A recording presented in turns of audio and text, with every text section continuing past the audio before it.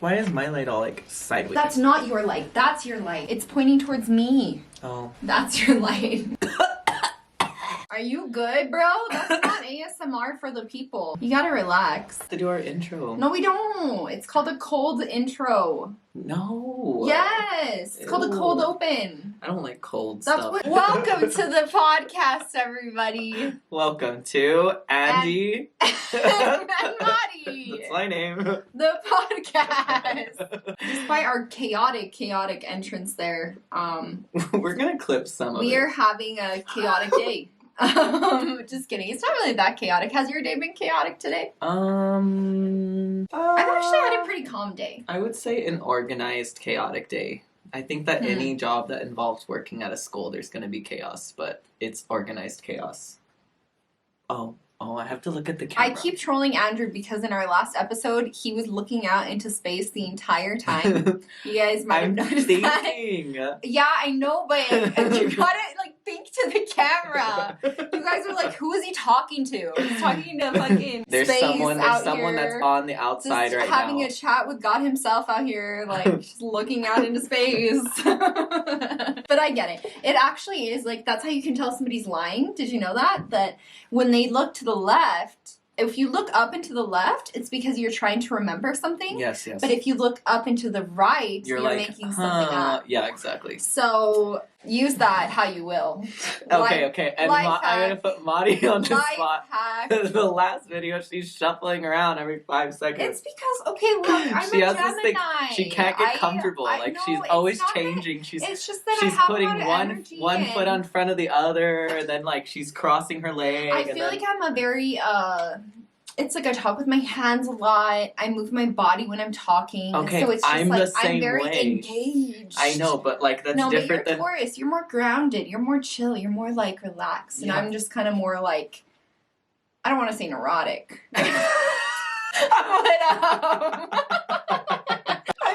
You said it. The organized chaos. It. It's like how you said the organized chaos. That's what it's giving. It's giving organized chaos. And we just had coffee, okay? You just gave me coffee, and I've been sensitive to caffeine lately. Yeah, and I got this really nice Italian espresso maker, and man... It slaps. It slaps. But it's also dangerously strong. I think that if you're a person who's addicted to Starbucks, I think that all you need is your own espresso maker. And the thing is that you do not need to get a machine. My cup? Yeah. I don't know. Yeah. I mean, it is your cup. I took it. I guess you've left it here at this place. I think this is actually my mom's cup. Wow. It's come a long way. I'm this looks. You also had one of my grandparents' cups, and then I that's because we lived together, and we had all of our stuff together. We swapped a lot of things. Yeah. But I was gonna say that I'm on this thing where I tell everybody that I realized when we were in Italy that the reason why people are so addicted to Starbucks here in the United States is because we do not know how to make our own espresso. And the thing is that knowing how to make your own espresso is a life hack, and it's something that's going to save you a lot of money and a lot of time in a drive-thru, and just, it's going to take your dependency away from Starbucks. Because and also Starbucks is just really it's the lowest quality coffee. So there's honestly it's unethical as well, because coffee is just it's a huge corporation, obviously, right? And it's just very similar to a lot of the other agricultural sectors. It's just the workers are exploited. A lot of the countries where coffee is sourced, these people are not being given fair wages. They're being exploited. They're being overworked. It's destroying the land. Because it's forcing, and it's GMO. It's pesticides. There's so many things that it's just kind of make Starbucks not a great choice, even if you are going to have coffee. Okay, to go back to the main point. Every person that's listening to this, my greatest advice to you is to go on Amazon, or if you don't want to use Amazon, just find a website that sells a stainless steel espresso Italian coffee maker. And this is on the stove. It's a stovetop coffee maker. It comes with 3 parts. You put water at the bottom. You put water at the bottom. Yeah, thank you. You put water at the bottom, and then you put the coffee in the middle, and then the coffee comes out from the top. And you can get one that's very, very small, so for 1 espresso shot, 2 espresso shots, or you can get one that actually makes coffee. And I have one that can make either espresso or coffee. And since I bought this, I have proudly not gone and gotten coffee from anywhere actually. I don't get coffee from anywhere. Dunkin' Donuts, Starbucks, nowhere. And I can tell you that last year at this exact time that I was still going and I was treating myself you were with a Starbucks. Starby addict. I was treating Starbucks once addict. a week, twice a week. Yes, no, because my budget. Come on, I'm working in a school system. I can't afford Starbucks every day. You cannot tell me that you were not going most days of the week. Not most days of the week. Bro. I was not going most days of the week. Okay, look. There's no way. I was not able to afford that. There's always the claims, and then there's the truth. No, I was not. I can promise you that I was not. I was going like maybe 3 times a week, which is a lot. Honestly, you know what? Maybe some of the viewers feel and the listeners feel called out right now because I'm sure that lots of the people watching and listening are also Starbucks addicts or formerly Starbucks addicts. Okay, well, that's my point. You know, maybe just admit it. Okay, my point is that I was like dependent on it for my espresso fix, you know, like I would go there and I would want a drink that had 2 or 3 shots of espresso, and the thing is that yes, I could make coffee for myself at home. I had like a French press. I had like different things, you know, like to make coffee for myself, but it never slapped as much as an espresso. Like it just did not, like a cappuccino, a latte, something like that. And that's now interesting though, because okay, I've told you this before, and I've also told this to other people, and I still don't really understand why, but I get so much more caffeinated from regular coffee than I do from espresso. Oh my god, no. Which makes no sense at all. I am aware of that it does not make sense logically, but I'm convinced that there has to be some kind of reasoning, because I swear I have a cup of like regular drip coffee, you know, from like just straight out of the normal machine, and it's like I almost can't even finish a cup of coffee. Well, because you probably put way too much. The ratio of how much coffee you're putting in to make with the water you're putting in. But then it's like I can have like a triple espresso and just be vibing. Okay, but that's the thing is that there is something special about espresso coffee.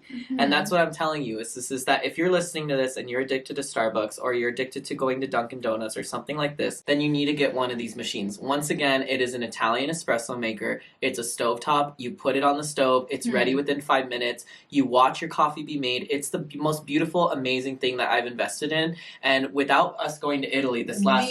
one of the most you've ever invested in. One of the most amazing, beautiful things that I've invested first, in. People. And then if you want to be extra decadent with yourself, the miracle of life. if you want to be even more decadent for yourself and you want to treat yourself even more, I like that. Be more decadent. Yeah, then you get yourself a frother. And that just changes the game, because that's another reason. That alone changes the game. That's another reason why people are addicted to Starbucks. The frother. You can't sleep on the frother. I mean, guys, you can get that for like $8. $10. I mean, you can get it cheap.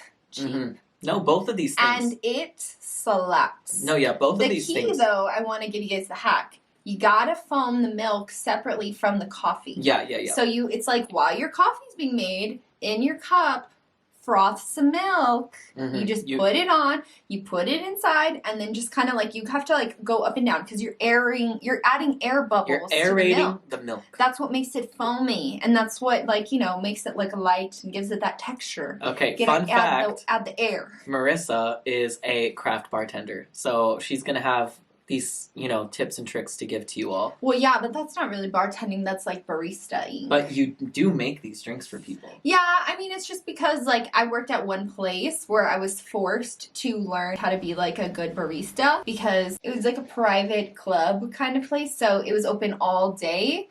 And we would have a lot of people that would come during the day to, work on, their work stuff or just work there or eat breakfast or whatever. And we actually had baristas, but it was, if the baristas weren't there, I had to make them, the perfect latte, the perfect cappuccino, the perfect macchiato, and know the difference, I mean, it's different, though. When you're using a real espresso machine, it's not the same.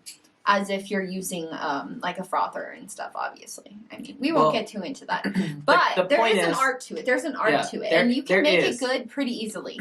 Yeah, and for sure, with some simple steps. Yes, and you can make yourself something that is comparable to Starbucks and healthier for you, because you can control what you're getting. Because at those places, like, I know that this episode was not supposed to be about coffee, but we are drinking this coffee. Who cares? It's now, this is the coffee episode. This has become about coffee. So, yeah, exactly. So the thing is that, like, before, like, when I made this coffee, it's like, you know, it took me, like, what? 6 minutes, 7 minutes.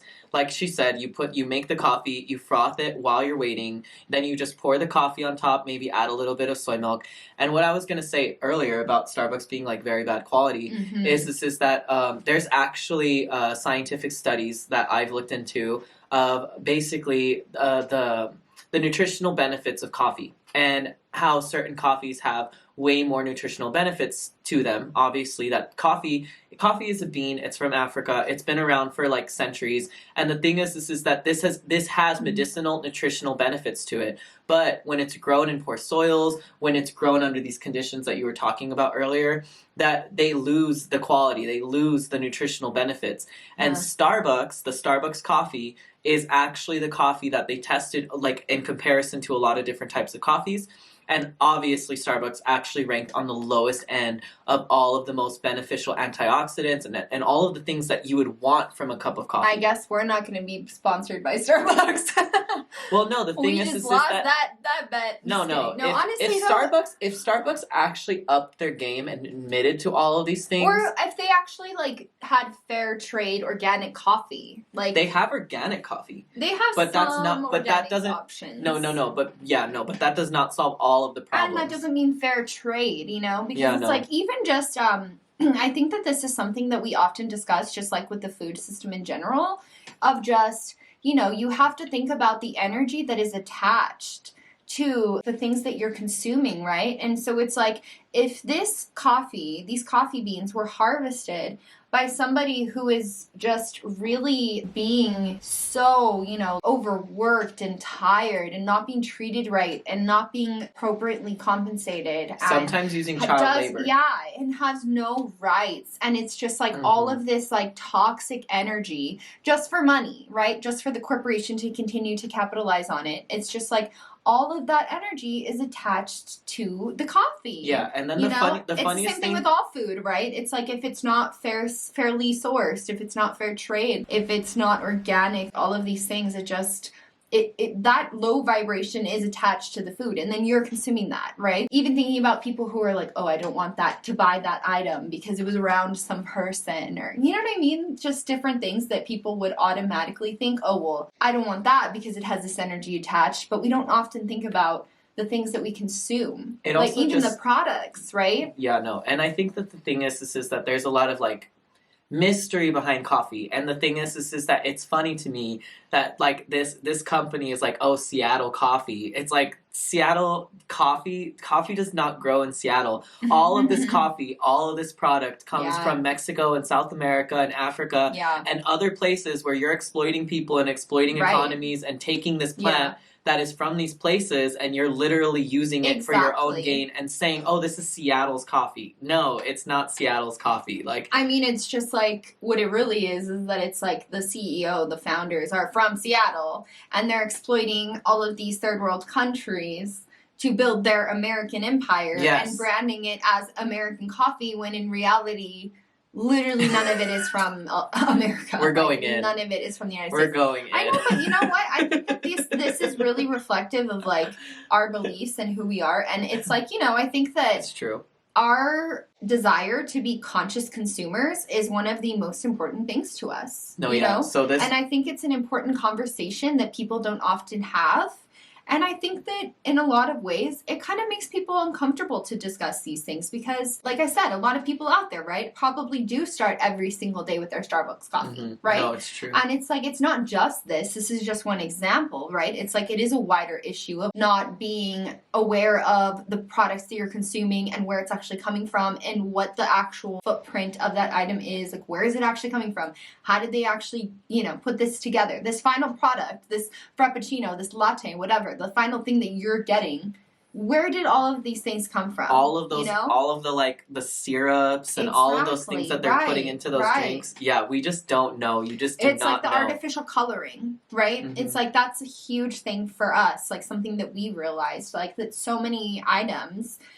I mean, in the United States specifically, right? Because a lot of countries have much harsher, more strict laws. Maybe I shouldn't say harsh, strict laws on what can be put in food, because obviously in the United States there is much more relaxed laws, Leniency, and unfortunately that is not to the benefit of the people. It's only to the benefit of the corporations, because it allows them to use the absolute cheapest, most artificial products that they physically can find. Usually petroleum based, like fossil fuel based. Yeah, so fun fact, guys. I mean, while we're on the topic, we might as well discuss it, because I think it's important. Okay, real quick though, I do want to say that this coffee that I made, me and Marissa, right now, has no added sugar. It's made out of organic soy milk, and it's like literally 2 ingredients. It's organic soy milk and coffee, and that's all I did, and it's just delicious. And that's the thing, it's just that once you find the like beauty and the simplicity of these things, like it's like you don't need anything else, honestly. Like, yeah, I've made myself like organic pumpkin spice lattes using like pumpkin puree and things like this. Like, you can do it. You can make these things. I think there's an idea that like 2 things. One, that healthy food, or food that is not just made by a big corporation, is less than. Okay, so 1, that it doesn't taste as good. And 2, that it is just like so difficult to either purchase or to make. It's like, it's like, for example, like I think about like my mom, right? She's like the normal average American, middle-aged woman. Like, she is very much ingrained in the consumerist culture, like not necessarily veering too far out from like the average American lifestyle or the average American consumer. And for her, when I tell her certain things, these are the responses that I hear of like, well, I just don't have enough time in the mornings to make myself a coffee, right? But it's like, you have time to go to Starbucks, you have time to wait in line at a drive-thru. Or even like, for example, like eating organic. That more specifically, right? Because she does usually make coffee. She doesn't usually do Starbucks. She usually does she makes her coffee. But she buys the worst quality coffee just because it's the cheapest thing. And I think, that's a big thing for people. And obviously, we get it. Everyone in the United States is struggling. Like, that is the system here. It's literally, this toxic culture of you have to keep up and you have to do all these things just to survive, right? It's like, you struggle. You're always just trying to keep up. And it's like, for the average person, it just almost feels like it's never enough, because it's always getting more and more and more exaggerated, the wealth gap, But I think that it's important to realize that you are investing in your future. And I always tell my mom, and I think that this is something that we've often told people, is that when you invest those extra $2 or whatever it may be, sometimes it's not even that much, in the organic version 50 cents, of something. $1. Yeah, exactly. Most of the times it's literally less than $1, okay?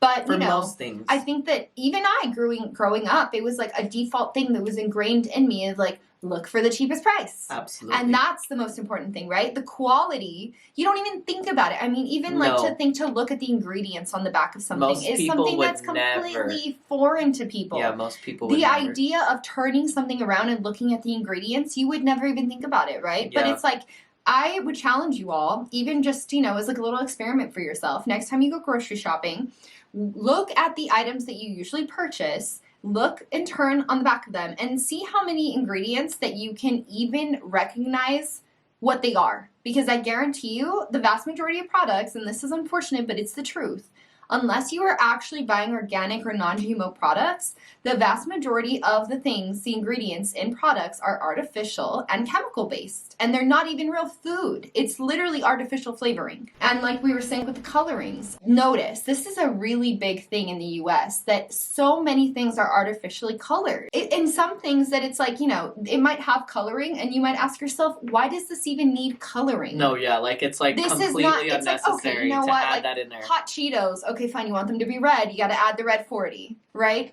Or, it probably has 5 different colors. It's not just red 40, it's also blue red 5 40, and yellow blue 6 5, yes. and whatever, like all blue lake, whatever, all the artificial colorings. Yes. But I mean, you would be shocked at the amount of products that have these colorings. And yeah, like we were mentioning, these colorings are literally petroleum based. And they've been linked to all sorts of issues like ADHD and attention issues and mood issues and all of these different things. Developmental issues. Yes. I think that there is such a rise of these issues and various diseases. For example, cancer, carcinogenics, right? That's a huge one. That's literally the top 3 killers in the United States are heart disease, diabetes, and cancer. That is the 3 highest causes of death in the United States. And all 3 majorly caused by our environment and our diet. Exactly. Exactly. And so, getting back to my original point, what I was mentioning is that when you are willing to invest that extra dollar in the moment, you are making sure that you don't have to spend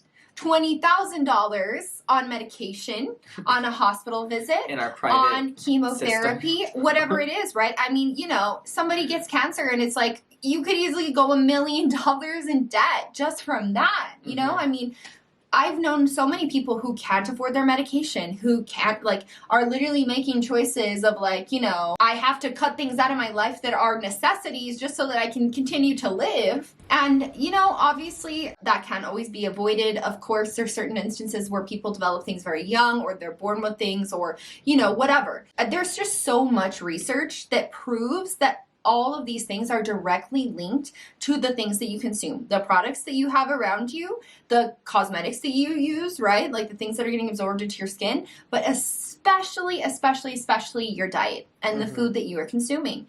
And it's just so important, especially I think that, there is this idea of, well, I don't have the money to spend that extra $20 at the grocery store. But yet, do you have an iPhone? Do you go out and get Netflix? Exactly. Do you go to the bar every weekend? What are you prioritizing? Don't judge yourself because that is the society that we live in. That is what we are encouraged to do, right? That's what's normalized.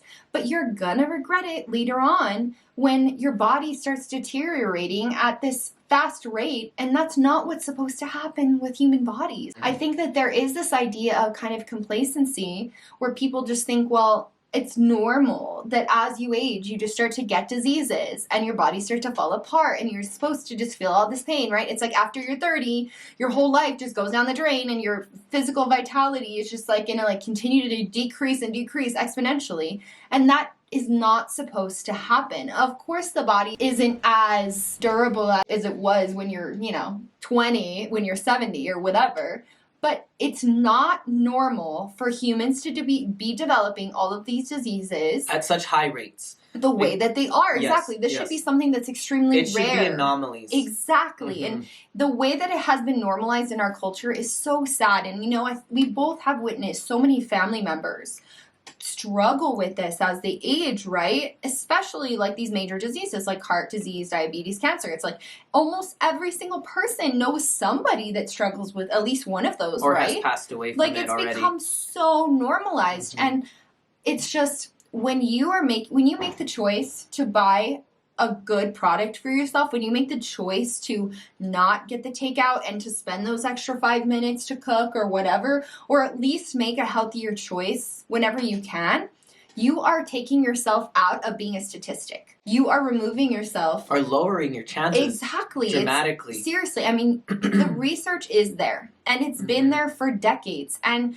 it's important for people to understand that you can't trust the advertisers. And there is really, really, really powerful propaganda and lobbying trying to guarantee that people do not become aware of how toxic the products that they consume are, because the companies are making billions and billions of dollars. And so of course, they have every interest to keep the public ignorant and in the dark. And the funniest thing is that, going back to Starbucks earlier, the only reason why they do offer organic coffee now, the only reason why they do have organic options and vegan options and all these things is because they started noticing that consumers were not going to their store anymore, that consumers were walking away and deciding to make these more healthy decisions. And that's the only reason why they decide to carry these products and they decide to try to appeal to these people because, you know, the mass population, most people are starting to get more and more aware of these things. I mean, I think that it also was just a thing of information is more easily spread now. And it's like, you know, when you think about like our parents, right? Even just the generation before us, like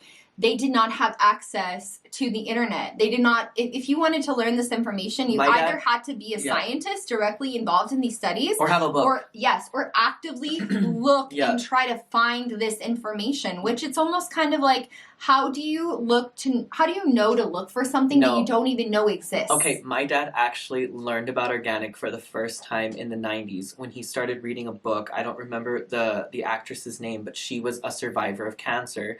And she wrote a book about how she survived cancer by eating healthy and eating whole foods and eating organic and like really trying to avoid foods that were like heavily sprayed with pesticides and herbicides and all these different things. And she wrote a whole book about it, and that's where my dad was exposed to apple cider vinegar and taking your vitamins and all these different things. And it's so funny because here I am now, and it's literally 30 years later, and I'm like, you know, like encouraging my dad to like go back to this knowledge and telling him like this is not just like a book that someone picks up off the shelf and then like, you know, thinks is interesting anymore. This is like mainstream knowledge. This is something that a lot of people are starting to embrace. For instance, with sprouts, you know, like they don't allow, like, I think it's like 100 different chemicals and preservatives and additives and all these things. It is really important. And, you know, I think that I often say this concerning different topics, but I think that a lot of people say ignorance is bliss. You know, they don't want to have to think about it. They don't want to have to break their habits. They don't want to have to stop going and getting their favorite fast food. They don't want to have to like go out with their friends or their family and be the person that's choosing to make the healthy choice. It's right? hard. Exactly. Like it's hard to be that person. It's easier to conform. It's easier to conform. 100% it is. It's easier to conform, but it's not easier to have a disease than to be healthy.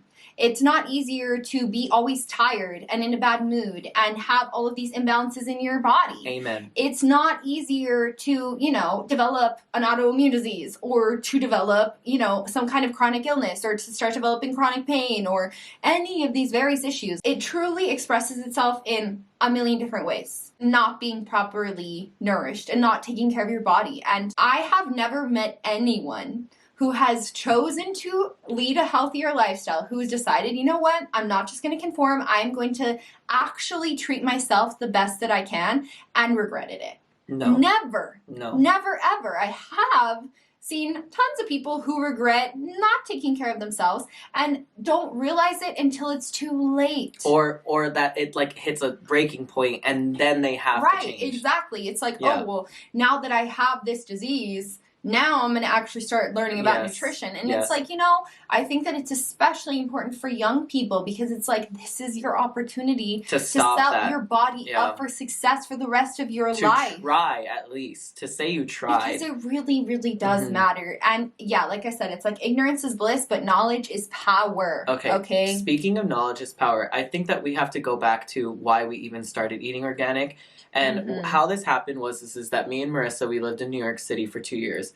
And we were at the bottom of the food chain, you know, like I worked at Apple, she worked as a bartender, and so her and server, and for us, both of us, we like were around all of these very like high end people. We got to see like their purchases, how they acted, the richest of the rich people, you know, I mean, of the entire country. Yeah, literally the richest people in the whole country, like the millionaires of the US. Right. The people with the most resources, the best doctors, the best nutritionists, you know, everything. Yeah, the people who are getting their groceries delivered to their door. And this was back in 2015, 2016, like this was before this was common. This was when grocery delivery was literally for rich bougie people still, okay?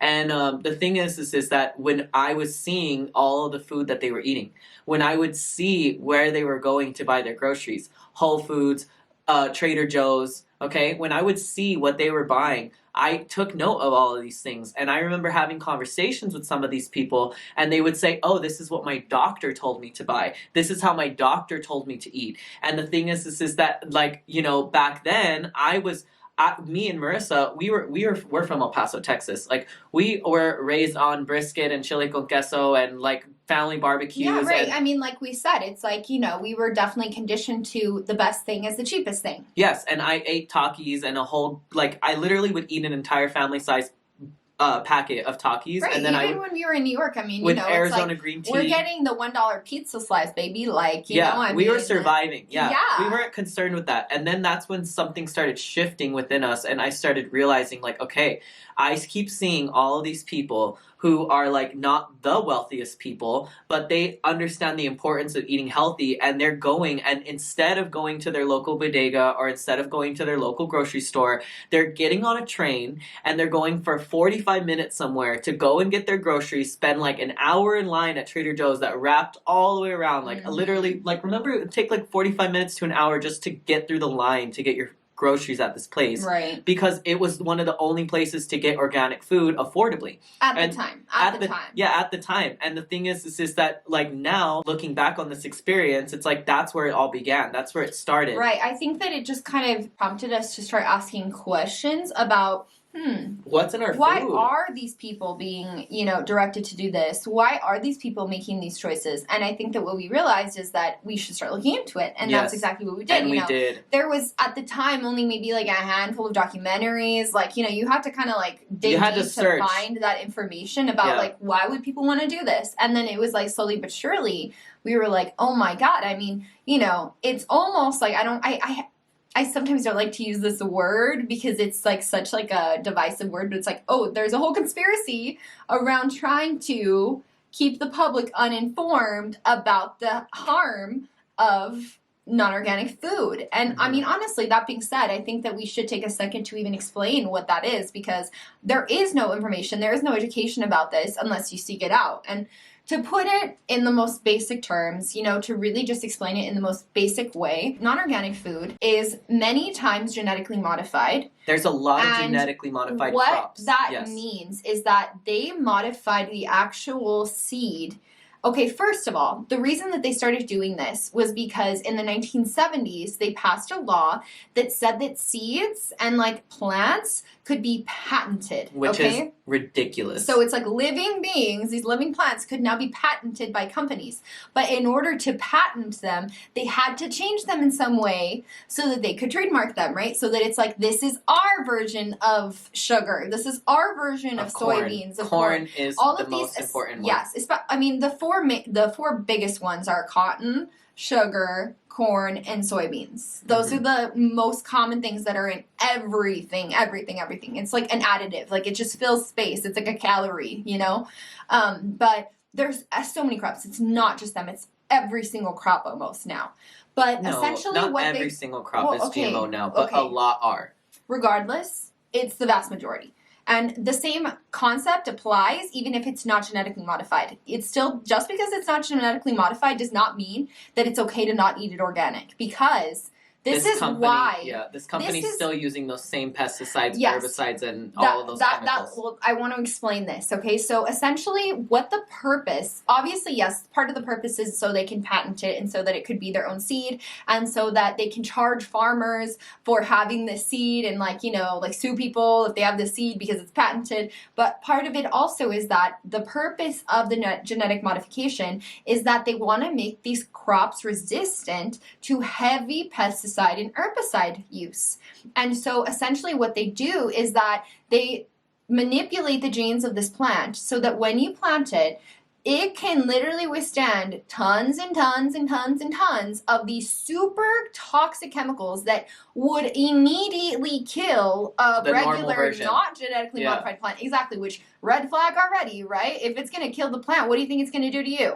Right? Yeah, no, and then also but it's like these are super toxic chemicals, and so it essentially these plants become resistant to them, and it also produces, like, you know, it enables these plants to like be perfectly colored, to be perfectly shaped, right? It's like they have perfect vibrant color no matter what, you know. It's like designer food almost. It's like fake printed out created food, right? It kind of reminds me of Willy Wonka. But really also, and it's not only just the chemicals that they spray on it, it's the chemicals they use to grow it. So the artificial fertilizers, all of those different things, it's literally like the soil that they're growing it in is poison, then they're spraying it with poison, and then it grows and it looks perfect, and then you get it cheapest. I think that it's very also important to understand, like, why this is happening, because it's not, you might say, well, why do they need to put so many pesticides? Why is that even necessary? And the propaganda, like the what the company would tell you. This is getting Let me go here. Like what the company would tell you is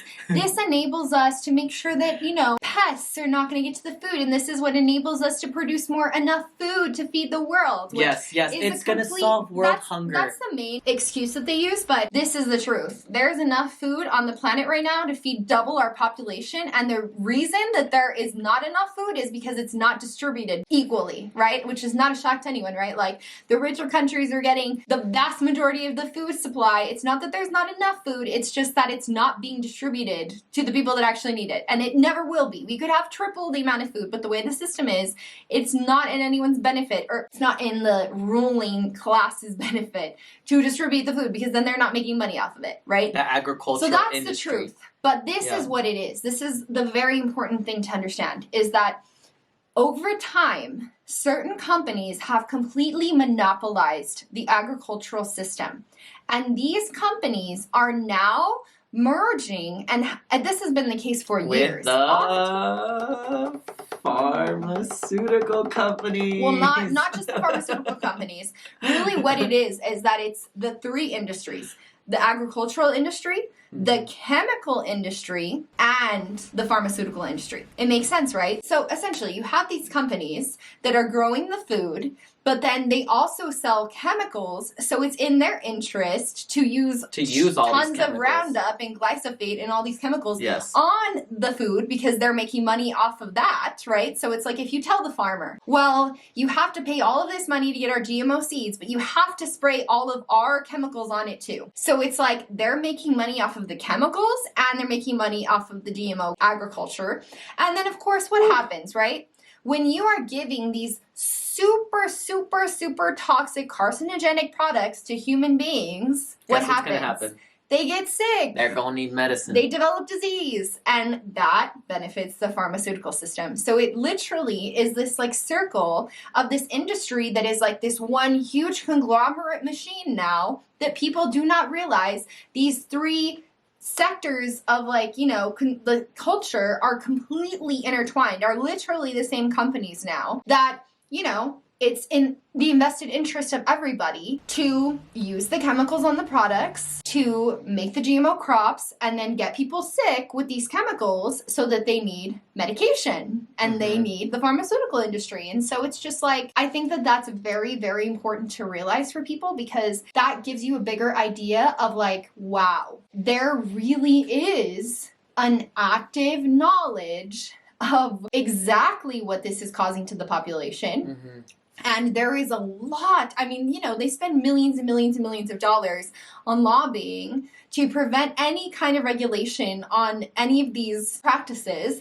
And the US is notorious, obviously, for prioritizing corporations over people. And so it's just this endless cycle. And, you know, a lot of people think like GMOs aren't that bad. And it's like, it's not just about GMO. No, yeah. And it's not just about organic. Like, that's the Over 50 key. countries, by the way. Like, you know, we keep saying that this is really like mostly a problem in the US, and it is a problem other places as well. But over 50 countries throughout the world have GMOs completely outlawed. Completely outlawed. Most of your favorite corporations, most of your favorite fast food places have to completely change their entire recipes for everything they make to sell it in other countries. Literally, they have to completely change every single recipe, every single ingredient, because other countries will not allow them to sell that to people for consumption. But here, there is absolutely no regard for human health. Like, that is just the truth. They do not care. Like, yes, I mean, you can't blatantly put poison in somebody's food, right? Like, if you were to say, well, I'm going to, like, literally give somebody a cup of glyphosate, which is, like, the active ingredient in Roundup, which is the most popular, you would kill somebody. Yeah. You would be put in jail, right? You would be put in jail if I tried to give somebody at my restaurant a cup of glyphosate, even a couple drops in it. Exactly. You would be immediately like put in jail. But yet these companies are allowed to literally spray hundreds of tons of this on our crops and then put it directly in grocery stores, and there is zero and also our clothes responsibility to them. Like we're literally like probably wearing cotton that was grown with GMO cotton and grown using these chemicals on them, and we that's used why to I live... say that it's like really about conscious consumption in general, because you have to take in mind that this does not end at agriculture. It starts there. Like maybe, you know, that's where we started at least realizing it. But yes, it's true. It's like every single thing that you have in your environment, on your body, your skin is your biggest organ. So the clothes, if you're wearing GMO cotton, that has pesticides on it too. And it is constantly being absorbed into your body. Polyester is plastic, you know? Like and the skincare products that you use, if you're putting on lotion, if you're putting on perfume, if you're using makeup, if you're using hair products, I mean, anything that you are like consuming anything, even the products that you have in your room, right? Your pillowcases. Even my candle, like right now, exactly, like this candle is a soy candle with essential oils, but yes, it's made out of soy, but it probably is with GMO soy. So it's like you're burning chemicals, and then it has artificial scents. Like artificial. That's why I get this one, because it's with natural smells. Exactly, right. So it's like, unless you're using a natural organic essential oil, that is actually a huge thing that I've heard a lot of people say that is actually very problematic for a lot of people. A lot of like naturopaths and stuff have talked about that, and it's becoming increasingly more well known that burning candles, just regular Walmart, Walgreens, like dollar store, the low quality candles. I mean, really, honestly, to be candles honest, that are sold everywhere, even the expensive candles. It doesn't even matter if they could be at Urban Outfitters. $80 candle. It could be a $20 candle, $50 candle. If it is not organic and made with actual natural soy-based, essential oil-based, you're smelling petroleum. You're smelling cancerous chemicals. I mean, it's not just petroleum, but it's all sorts of carcinogenic chemicals because it's all artificial. And that is really problematic. That's what starts creating free radicals in your body and messes with all of your systems in your body. We're going in. I know we are, but you know what? This is a huge part of who we are. This is, and it's it something affects we're everything so we do. Passionate about, and it's like, you know, we weren't even planning on talking about this, but it just came out so naturally. Yeah. And I think that people need to know this, and it's honestly sad to witness so many people continue to use these products, continue to live a lifestyle that's literally slowly poisoning them. This is the worst thing about it, though. Okay. When you buy one of these products, right? When you buy a harmful candle, when you buy a super artificial like bag of chips, when you buy all of these products, not only are you paying to poison yourself, you are paying the company to continue to produce the poisonous products. You are paying them to continue to use you and exploit everyone you know so that they can continue to make money, make billions of dollars off of the fact that they know that this is going to poison you. Yeah, and the thing is like, okay,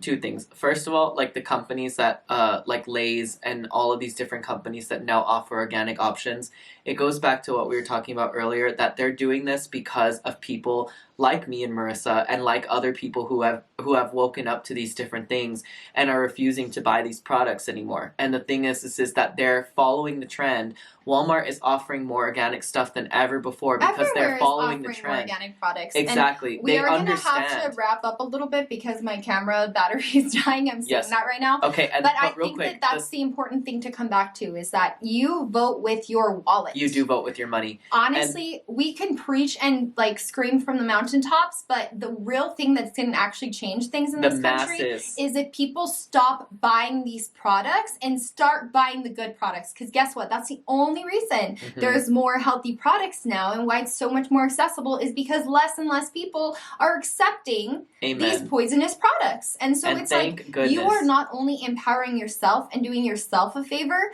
but you are helping society in general. You are doing everyone a favor, and you are telling these companies, I will not continue to pay you to do this to me and to the entire country. And to the environment. Yes. It's like, you know, it's a domino. We could go on and on and on and on. But the important thing is just like, Empower yourself and don't just say, just because this is easier, just because everyone does this, I just have to accept this. No, be the person that makes the change, you know? Be the person that inspires other people to empower themselves. Yeah, I think the best advice that we're going to finish this off with from me is that start slowly, start piece by piece, start thing by thing. Just try to find your favorite candy and find an organic version of it. Just try to find your favorite something and find an organic version of it, and just start there. Get that. The last thing we want to tell you guys about, to really kind of give you an idea of where you can start with this, is something called the Dirty Dozen and the Clean 15. This is such a powerful resource when it comes to like knowing where to start when buying organic. Essentially what it is the Dirty Dozen is a list of 12 foods that have the most widely pesticides sprayed on them. So essentially these are the most toxic foods that you can physically buy. Okay, so the Clean 15 is kind of like the opposite of that. Those are the foods that are not usually sprayed with pesticides, that have the least amount of pesticides sprayed on them. So they are the least toxic non-organic foods, right? I mean, ideally, you know, for us, we buy everything organic. That is obviously ideal. If you are able to do that, I would so recommend it. And I'm telling you, it's worth the extra money that you spend. We are not rich. We do not have infinite money to spend yet, but still it is worth it for us. So I would encourage you to do that if you are open to it. But the very least, do everything you can to get the Dirty Dozen foods organic. In the very least, look this up, Dirty Dozen, Clean 15. Honestly, we'll probably provide a link to it in the description if you guys are watching on YouTube, and that way you guys can actually just look at it real quick. But you can easily Google it and you can find it, the Dirty Dozen and the Clean 15, and it gives you the list of the 12 worst, most toxic GMO crops, and then the 15 that you can still get away with not purchasing organic all the time. So that is a really, really good way to start. And I would encourage you all to do your own research. You know, there's so many amazing documentaries out there. Just look into the food system more, look into the consumption system more, and really educate yourself and empower yourself, because you do not have to just be a victim, you know, a mindless consumer, you know, just at the prey of these companies. It's not the way it should be. They rely on us not knowing what we're doing. Exactly. They rely on the ignorance. You know, they rely on people not caring and just continuing as normal and not, you know, doing anything about it. But like I said, they are being forced into it now that people are demanding change and buying better products, and the demand continues to grow, and so the supply continues to grow. But thank you so much for watching. Yes. I'm also going to include a link to a video by Dr. Terry Walls in the description as well. So when you're going down the rabbit hole, click on that link as well. But anyway, thank you so much for joining us on this podcast of Andy and Mari. I'm sure we will go into more health rants in the future. We are so passionate about it. But thank you guys so much for listening. And I'm going to enjoy my dark chocolate, Be Real, organic, fair trade chocolate now. Organic food tastes better, okay? It doesn't taste worse. It tastes way better. So yeah, just saying, just because it's healthy does not mean it tastes gross. 99% of the time it's 20 times more delicious. So go do your body a favor and, you know, look into your consumption. Be a conscious consumer, and I promise you, you're going to feel better than you've ever felt in your life. I retweet that. Thank you so much for watching. We love you, and we'll see you on next. And yes, and listening. Thank you so much for listening. This is a podcast. Yeah, it is a podcast. Thanks for listening. Anyway, we will talk to you next week. And we love you. Yes. Thank you so much. Good vibes. Bye. Bye, guys.